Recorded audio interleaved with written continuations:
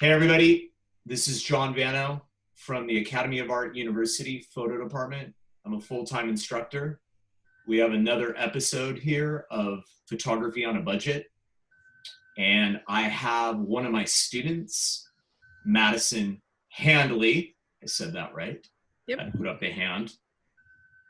She, again, is in my class right now in advanced location lighting, second year student, and very good student, I might add. Today, I want to talk about how to make a grid. Something that we use on a regular basis in my class. We modify it a lot, but something that is kind of a go-to, a staple with all the modifiers that we use for advanced location lighting.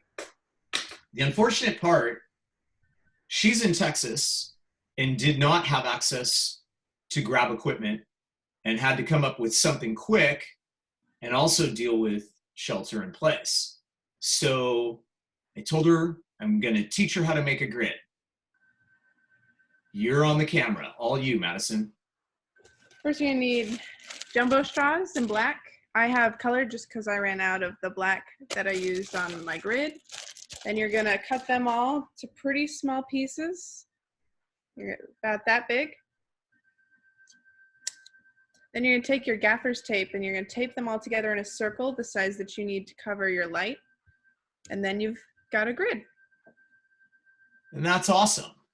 And if you look at that grid and look at my grid, they're pretty similar in the size of the honeycomb, meaning the angle that this is a 20-degree, and I'm assuming that's about the same.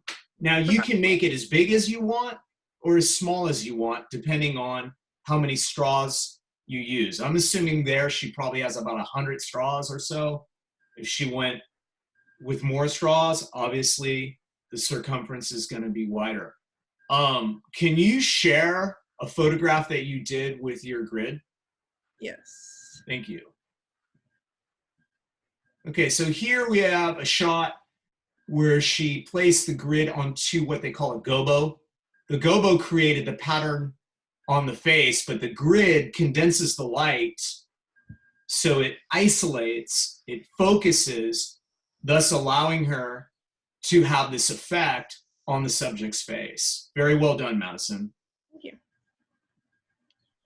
So that's it for this week. I hope you enjoyed that tip. Thank you, Madison. You're welcome. All right.